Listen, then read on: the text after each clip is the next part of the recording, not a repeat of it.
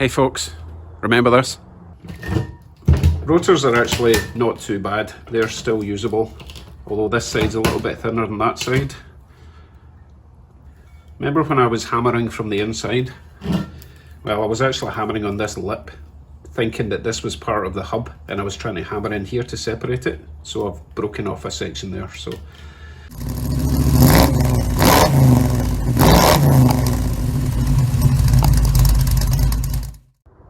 So I got a bit of flack for reusing my dodgy, rusty brake rotors. So I got these. Brand new brake discs. These things are huge. Look at this. They are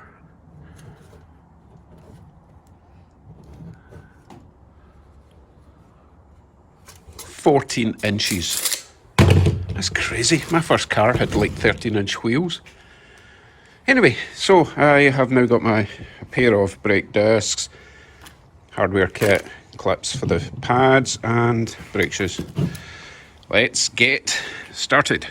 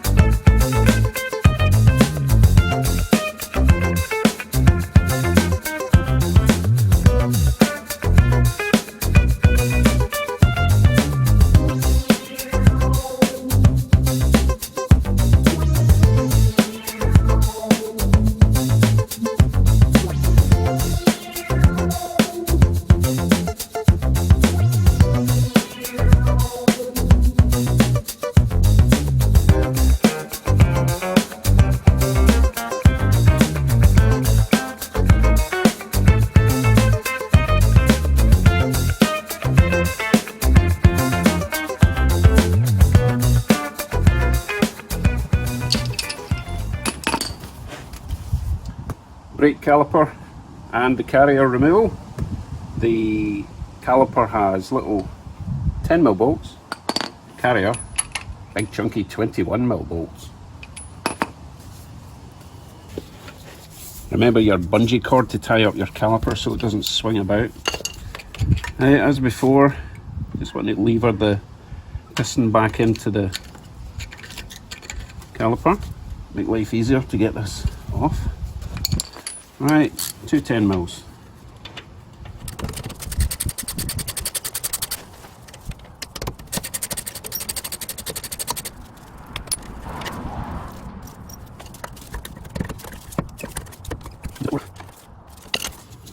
Swing this out the way. Tie it up over there. Okay. Carrier.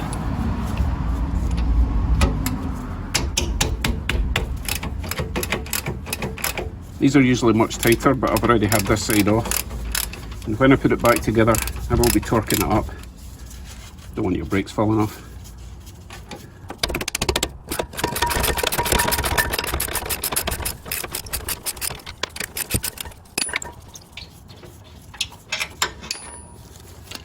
Carrier off, other pad. And remember, be careful with these clips if you don't get a set with your new pads. You should get a new set with your new pads. Right, rotor. This is loose because there's nothing holding it on. Remember, I've already removed the brake shoes in this. Before I go any further, I'm going to grab a new brake disc, make sure it fits. Just going to compare the new one to the old one.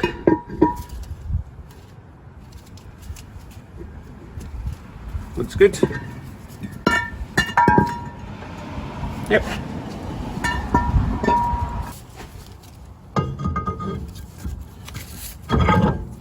Perfect. Okay, now the fun part. Working out how I get the new brake shoes on. Also need to clean this up a bit because I did mangle it slightly. I also want to remove the brake shoe expander. This thing here, it was a bit seized up and was probably what was causing my parking brake to not work very well. and by not very well I mean at all. Now it is kind of tricky to get out. It's held in at the cable back there, so if I can release the tension, you can see it just has to rotate that way a wee bit, and then that should come out that hole. Round this side where the cable comes in, you can see there's a holder for it. I just need to be able to pull the cable that way against the spring, and then it should move out that way. I found another little obstacle to overcome. While I was trying to remove this here, it just wasn't coming out any further than that. But if you look down here,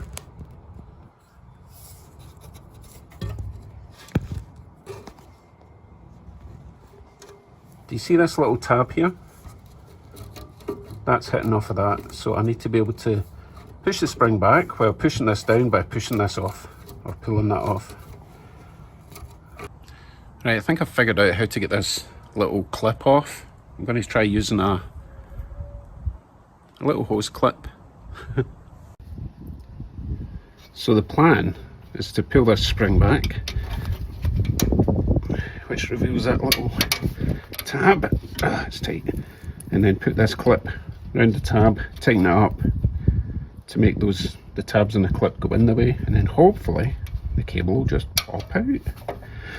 Hopefully. Right, I had to use a screwdriver to lever this spring back. It's just super tight. Anyway, I've got my little clip on. Let's tighten that right up. Hopefully squash in those little tabs.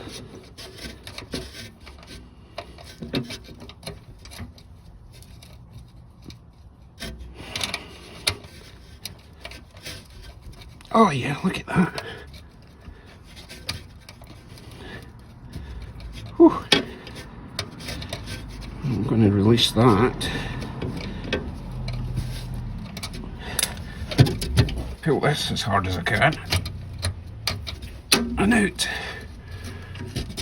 Great success. Eventually. Whew. Now, I won't need to use the spring to put it back on, because it does actually just slide through that hole and clip in. Good to know. So hopefully this adjuster thingy will just now slip out. It does have a boot, so you will be fighting with that. At the moment it's hitting off the hub. Oh, maybe if I get it that way. So I had to remove the little, whatever that is, grommet, rubber cap, whatever, to give me access. And the only way I can get this out is this side at a funny little angle, a bit of wiggling.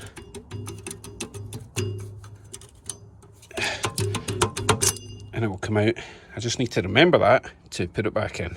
Right, let me go and totally clean that up, lube it up, and put this back to the shape it was meant to be, which I won't know until I take the other side off, just to be sure. So I'll see you in a couple of weeks. Okay, I got this cleaned up. Looks quite nice. Nice and solid. Now, I was concerned that that was bent there. However, it's not supposed to be straight. I checked in the other one, which I'll show you in a second. So I'll just put a little bit of lube in this swivelly bit, a bit of lithium grease maybe in there. And once I'm installing the shoes, I'll put grease in that section. Now I got the other side off without too much pain.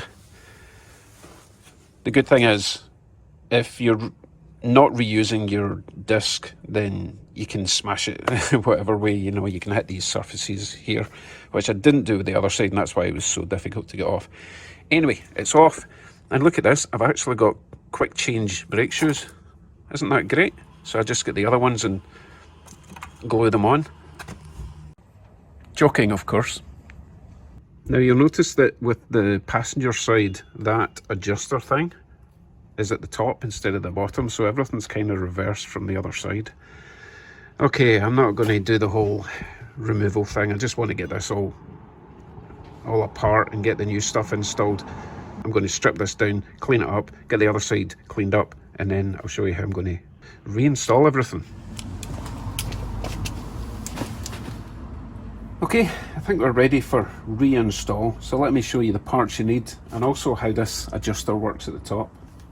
So we have 2 brake shoes, 2 large springs, 1 small spring, 1 adjuster thingamajig, 2 clips to hold in these 2 pins, and this kit even comes with this little rubber bung which fills a little hole for the adjuster access. Okay, on to this. Just to help you better understand how this brake expander works. When the brake cable is pulled, you see that arm moving out that way, increasing the distance between that slot and that. So I'll throw the brake shoes on just to fully explain that. You notice on one side of the brake shoe there's a sort of curve and a slot. The other side it's got a big slot. The one with the curve goes in there, and this little square lines up with that section there. So that will go in there. The other side, similar, except this slot here lines up with that little arm that was moving in and out. So that will go in there, lines up with that little arm. If I then pull the thing at the back, you'll see it moving out. You see that? Obviously it's not coming back in because the springs aren't on. And that's what your springs are for, to keep it all nice and close while it's not engaged. Right, let me assemble. Obviously take these off for the moment because I want to throw in some copper slip in that slot and in that slot.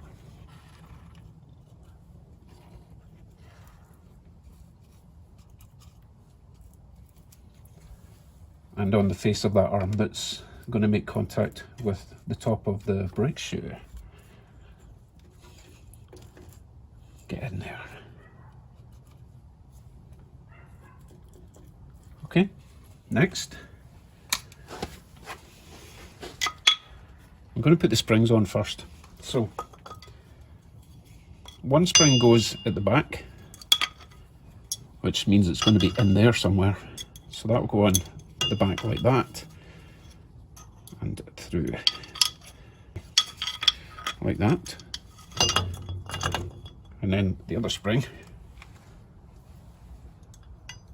kind of overlaps, they go in the same hole. So they're both on and they're through the same holes. Here's the tricky bit. I need to somehow get this in here, so apparently you put them in this way first so that that inside spring can slide in there.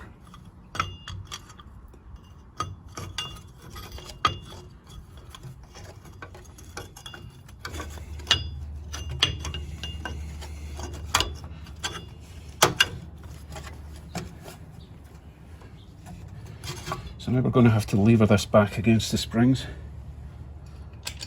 with a fairly decent screwdriver. Or maybe 2 screwdrivers, that would work.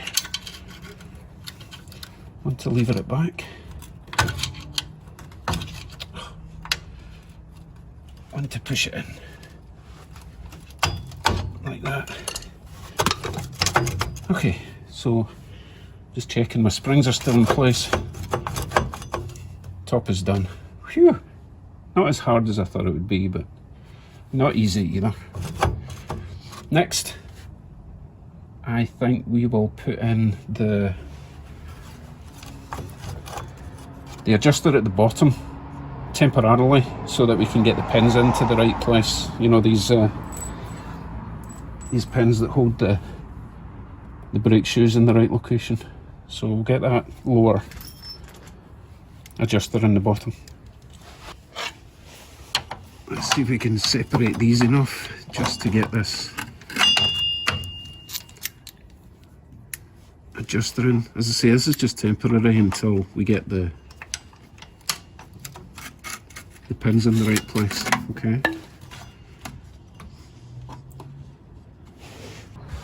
If you look in there,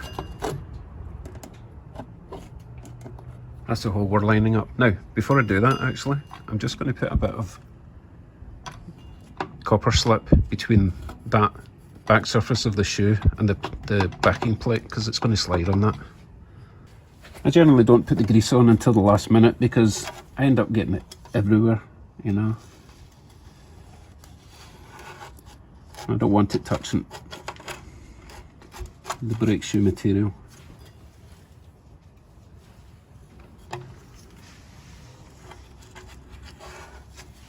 That side's good. Right, let's get these pins in. One pin through the hole at the back.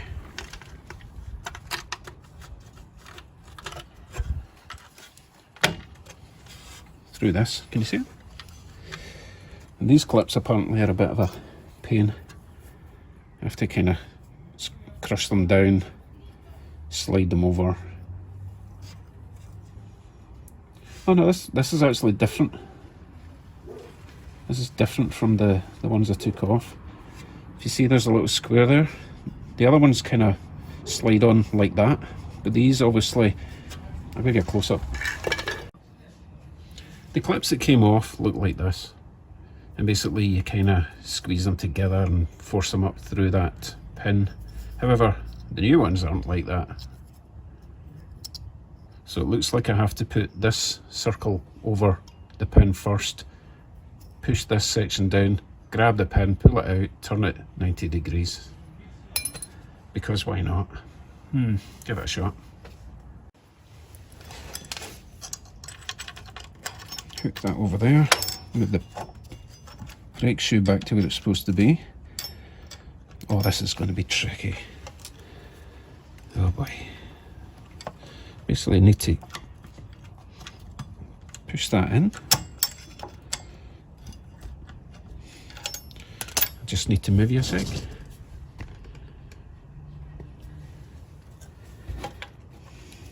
This is a terrible design because the hub's in the way. Oh, did I do it? Let me just rotate this clip round. Nope, not done it yet. Need to turn it a bit more. Like that. Cool. But I don't want the clip. Yeah, I want the clip facing up or down, just like that. Awesome. Yeah, that wasn't as hard as I thought it would be. Right, other side. Right, other pin is on. So I need to get this little spring end here, all the way up to that hole there.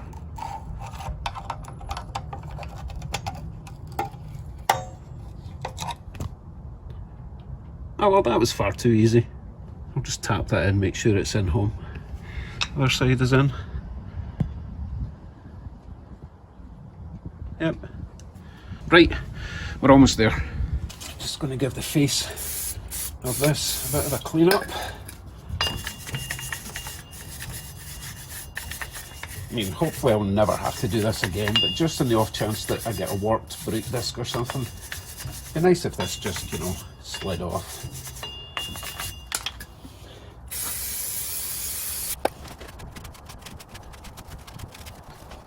Tiny bit of grease.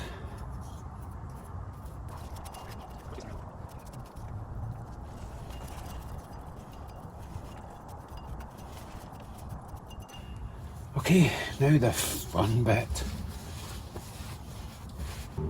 Let's see if my nice new brake disc is on.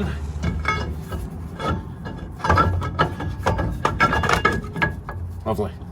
So I need to adjust this so that I get just a little bit of drag on the brake disc.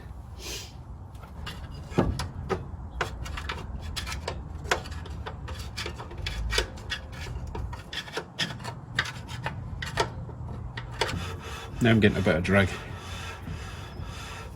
So I could stop there fact I think I will. And if I feel that it's not, if the parking brake isn't working, I can easily just get in the back. Easy, it's a relative term. I can get in the back and adjust it some more. So, can now reassemble the brake caliper, the carrier, and we'll be done. Okay, this side is fully rebuilt, caliper and all. Other side, it was actually much harder because those double springs were at the bottom. But we're back together except for the caliper. Before I put the caliper on, I might as well try the handbrake, make sure it works.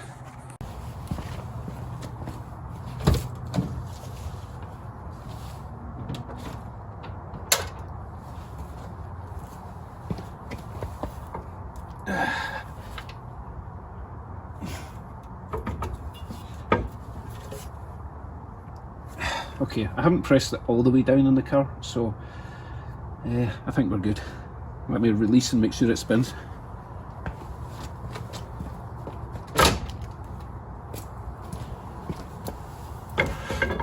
All good. Caliper back on with the new pads, all torqued up. See you in a minute.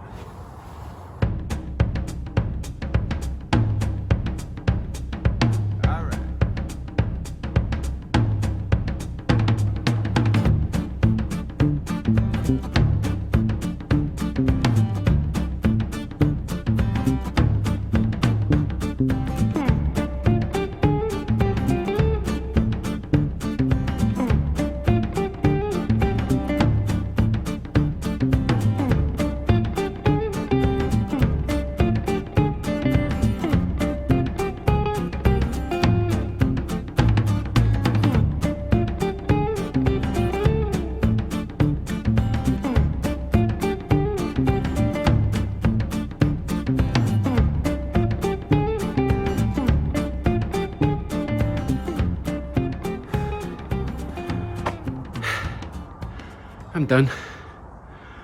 I really hope it works.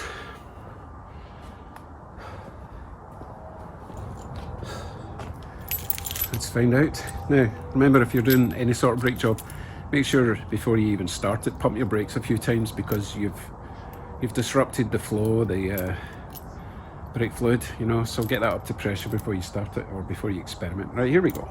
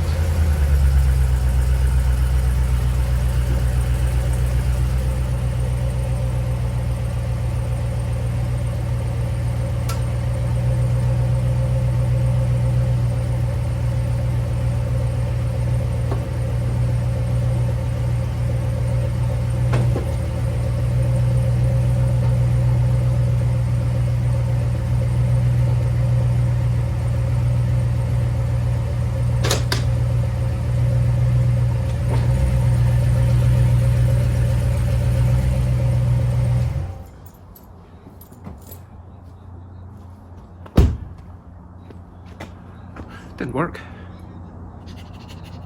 Right, I need to adjust those little wheelie things. See you in the morning.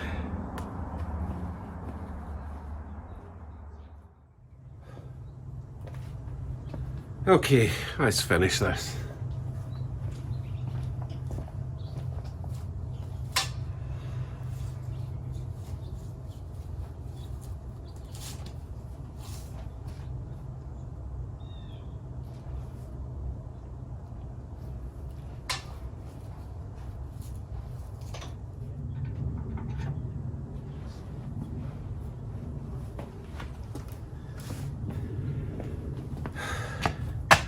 Alright, here we go again. Last chance.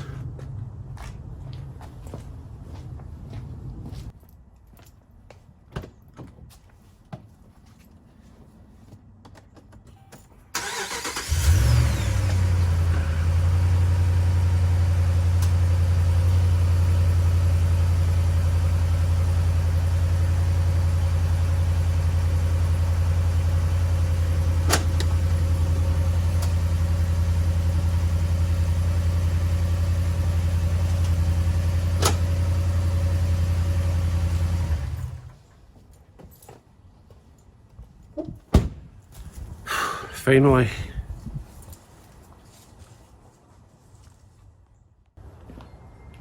What a completely hateful job. Try to avoid doing it as much as possible. Get someone else to do it if you can. Right, that's enough of that. I have some parts to go and collect from Ozcan, Duncan, Canadian Rotary. And I'm going to pick up Kevin, go for a wee road trip. And hopefully I'll be doing some more work on Bugsy on Monday. I've got something coming. Thanks for watching. See you in the next one. Good morning.